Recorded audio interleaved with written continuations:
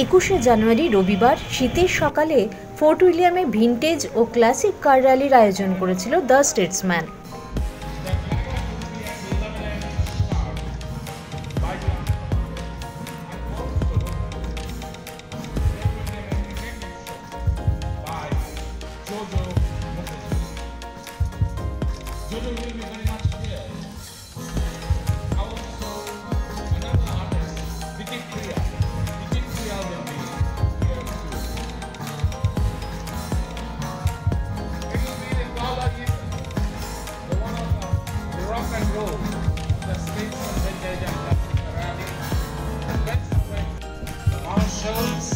Led by Neil, led by Rico.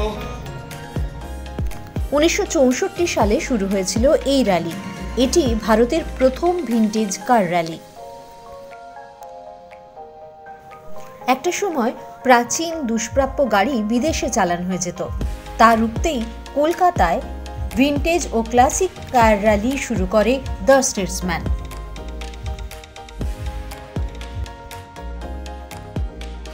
তৎকালীন the Statesman পত্রিকার editor Desmond ডয়েক প্রথম এই কার র্যালির সূচনা করেন। সেই উদ্যোগের সঙ্গে যুক্ত হন ফোর্ট উইলিয়ামের সেনা অফিসাররা। যুদ্ধ, প্রাকৃতিক বিপর্যয়, অতিমারির কারণে কয়েক বছর বন্ধ থাকলেও 53 বছর পেরিয়ে কার র্যালির সেই ট্র্যাডিশন সমানে চলছে।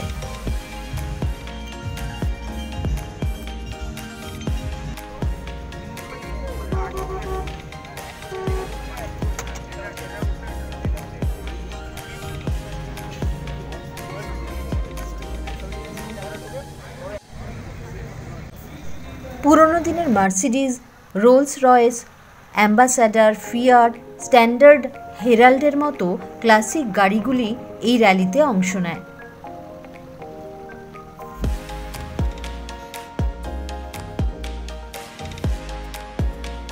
যেসব পুরনো গাড়ি রাস্তায় আর চলতে দেখা যায় না, সেগুলিই চাক্ষুষ করা যায় এই র্যালিতে।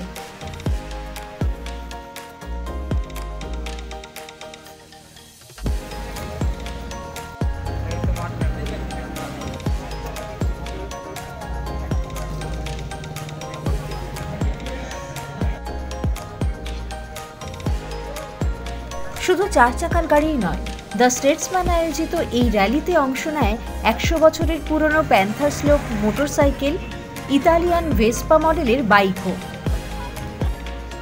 দ্য স্টেটসম্যানের ভিনটেজ অ্যান্ড ক্লাসিক কার র্যালির মাধ্যমে ইতিহাস ফেরে কালের রথে চেপে।